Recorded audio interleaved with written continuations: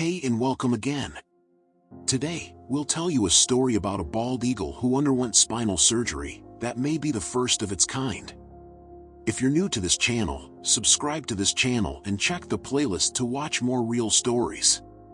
Spinal surgery in birds is a complex and challenging procedure that requires a highly skilled and experienced veterinarian. The spine of a bird is much smaller and more delicate than that of a human, and it is surrounded by a number of essential organs and structures, making the surgery particularly risky. A few different techniques can be used to perform spinal surgery in birds, depending on the patient's specific needs. One common technique involves using a microscope to allow the veterinarian to see the spine in greater detail and make precise incisions. After the surgery is completed, the bird will typically need to undergo a period of rehabilitation to regain strength and mobility. This may involve physical therapy and other types of rehabilitation exercises, as well as a special diet to help the bird regain weight and strength. Overall, the success rate for spinal surgery in birds is relatively low due to the complexity and risk of the procedure. However, with the help of dedicated veterinarians and rehabilitation staff, many birds can recover and return to a normal life. In what could be a first for wildlife medicine, surgeons at the Atlantic Veterinary College in Charlottetown have attempted to repair the spine of a bald eagle. When the eagle was brought to the globally recognized facility on October 26, he could not stand and veterinarians suspected a spinal cord injury, a suspicion that was confirmed by diagnostic imaging. There was one specific area on the spine that's common for big birds like this to break, said Laura Cusack, senior clinician in the wildlife department. He used his back legs to try to grab us with his paws and pull his legs back, but definitely wasn't able to walk or stand up. Sometimes, with an injury like this, pressure on the spinal cord eases as the spine heals, and the animal can recover. The eagle was taken into care and observed for 2 weeks, but the use of his legs did not improve. That left staff in the wildlife department facing a choice. With any animal that comes in, the hope is that it can be released back into the wild. If it's in a condition where it cannot fend for itself but it is comfortable, it might be given a new home in a wildlife.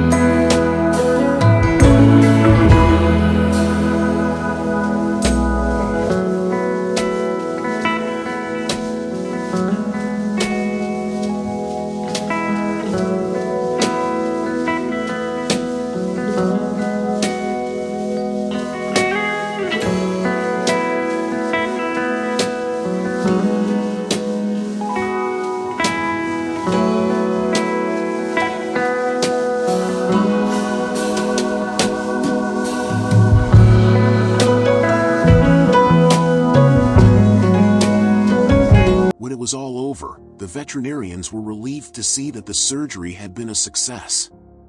His spinal injury had been repaired, and she could move her legs again. It would take time for her to recover and regain her strength fully, but the veterinarians were confident that she would fully recover. It will be weeks before vets know how far the recovery of the eagle can go. If he can be released back into the wild, he will have to wait until his broken flight feathers are regrown. Over the next few weeks, he received intensive physical therapy to help her regain her strength and coordination. She was also given a special diet to help her regain the weight that she had lost during her recovery. As the eagle's condition improved, the staff at the facility began to think about releasing her back into the wild. They knew that it would not be easy, as he would need to learn how to hunt and forage for food again. But they were confident that the eagle would adapt and thrive again with time and patience. The wildlife department is funded to care for wild animals, but surgery of this complexity is outside the scope of its budget, so it is fundraising to cover the costs. If you see an injured bird, you should first assess the situation to determine if the bird is in immediate danger. If the bird is in a location where it is at risk of being hit by a car or attacked by a predator, you may need to move it to a safer location. However, be sure to use caution when handling an injured bird, as they may be frightened and may try to bite or scratch in self-defense. Once you have determined that the bird is safe, the next step is to contact a wildlife rehabilitation center or veterinarian who has experience working with birds. They will be able to provide you with guidance on the best course of action for the bird and may be able to provide care and treatment. If you are unable to contact a rehabilitation center or veterinarian, you can provide temporary care for the bird by following these steps. Keep the bird in a quiet, dark, and warm place. Do not try to feed or give water to the bird, unless directed to do so by a veterinarian. Do not try to force the bird to move or fly. Contact a wildlife rehabilitation center or veterinarian as soon as possible for further guidance. It is important to remember that wild birds are protected by law, and it is illegal to keep them as pets.